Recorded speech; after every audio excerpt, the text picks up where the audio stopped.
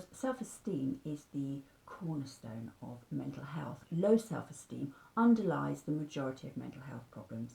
It's a really common difficulty, and we could all do with a boost.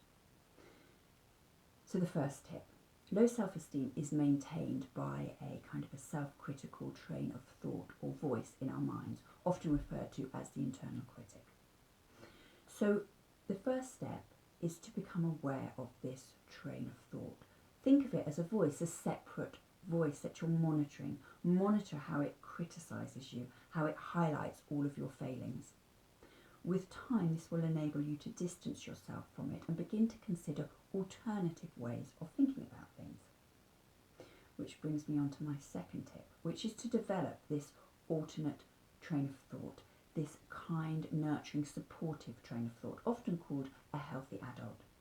So begin by acknowledging that this train of thought does or could exist, and then whenever you notice your self-critical voice, stop and think, okay, but what would this other train of thought say? What would this other voice, this healthy adult voice, say about this?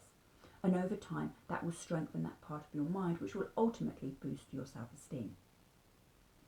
The third tip, when we're struggling with low self-esteem, it's like there's a log running in our minds of all of the things we're not doing well at, all of our failings, all of our inadequacies. So you need to create an alternate log, one that highlights what you are doing well. So at the end of every day, jot down in a notebook what you've managed that day, your achievements, your successes, however small. And with time, this log will start to run alongside the negative log and eventually push it out of your awareness. The fourth tip, when someone treats you bad, it feels bad, but you always have the option to get away from them. When we treat ourselves badly, we're stuck. We can't get away from ourselves. In the same way, when we're treated well by somebody else, it feels great, but only for the time that they're standing in front of us. When we treat ourselves well, it's so powerful because we're always with ourselves. And this is why self-care, or treating ourselves well, is enormously important for our self-esteem. So start to consider ways in which you can treat yourself better, doing little things for yourself, doing the things that you want to do rather than all the things you should think that you should do.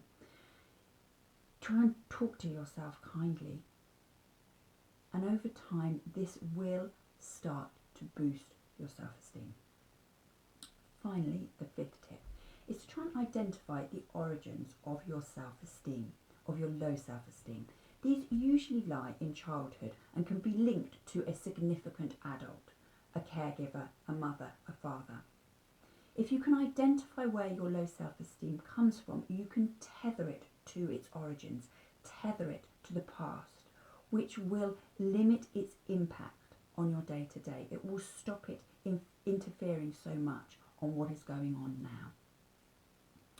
If you can practice these tips consistently, they will boost your self-esteem, which will in turn lift your mood and lower any anxiety.